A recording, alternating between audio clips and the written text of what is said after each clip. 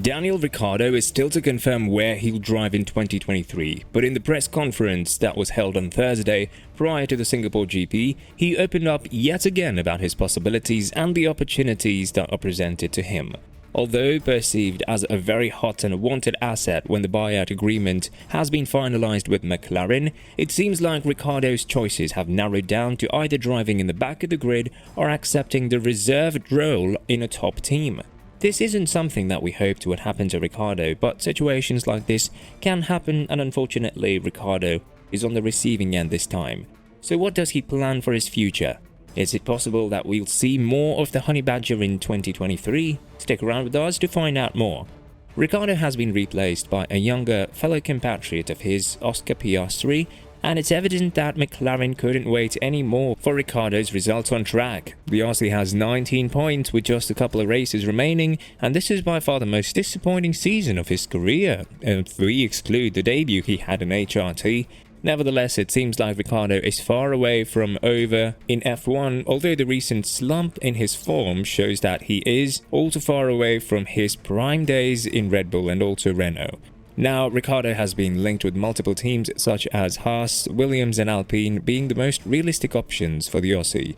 Nevertheless, it seems like the first two teams have emerged as the most potential suitors for his signature, but the question has to be asked whether they want Ricciardo to drive for them. If they are willing to commit to the Aussie, which is a huge question mark given the fact that Ricciardo will have to race for a much smaller amount of money in these two teams than he did in his career, then the Honey Badger may be far away from being done in F1. Many have connected him to other motorsport categories such as NASCAR or IndyCar, especially with the latter one, given the fact that McLaren has its own team there and Ricciardo is quite popular with the USA fans. But when talking about his future, Ricciardo said, "Of course, plan A would be to get on the grid. But nothing's changed. Let's say I don't want to just jump out the first seat available.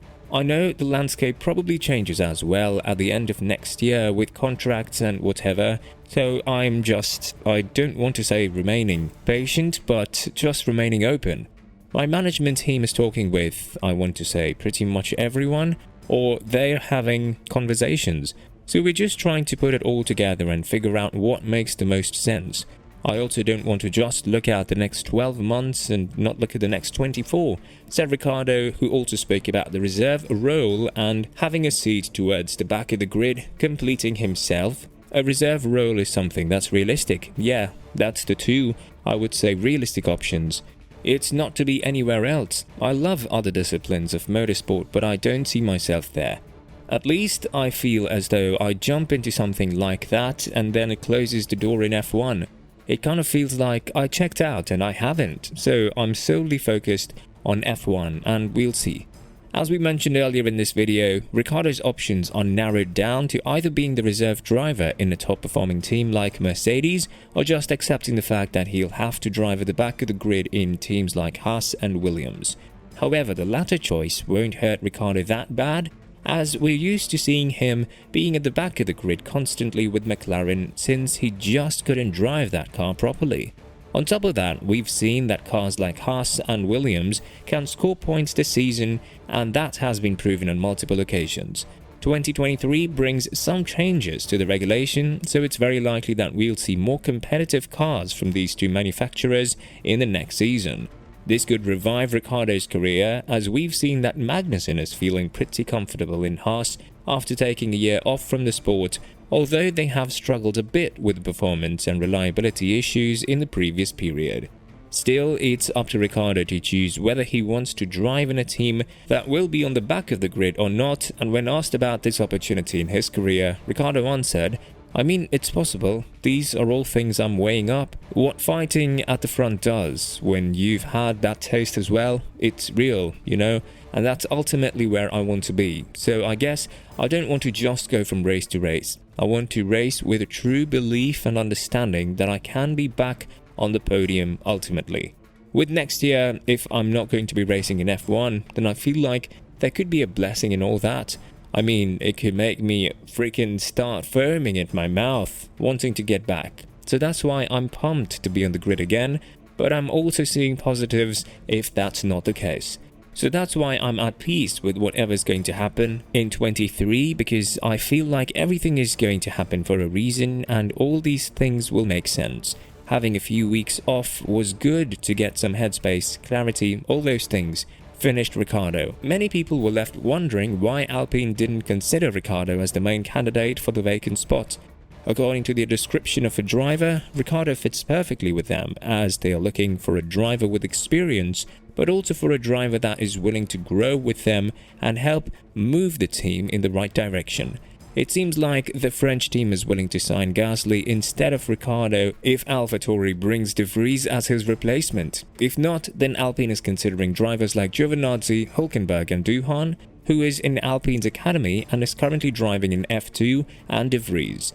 Christian Horner spoke about Ricciardo's future, saying that he has no idea why Alpine hasn't given him a call yet and why he isn't the first choice for the French team.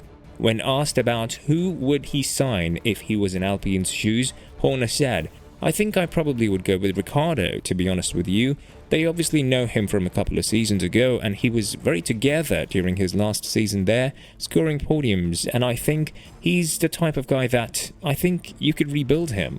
It's obviously not been a great experience for him at McLaren for whatever reason, but you just have to think back to some of the drives that he did for us, some of the wins he had, the podiums, some of the stunning overtakes he was capable of. That's still there, I'm sure. He just needs a bit of a reset. You just don't forget how to deliver, so I hope for him he gets another opportunity and gets himself back on the grid for next year. There is one ex-F1 champion that doesn't believe Ricciardo deserves a spot in Alpine and that he should jump in the first seat that is offered to him in F1, and that is Jacques Villeneuve. When talking about Alpine not considering Ricciardo as the first option for the team, Jacques said, "Why would he be? He had 2 terrible years at Renault and 2 even more terrible years at McLaren. That's 4 years. Almost half of his Formula 1 career was bad.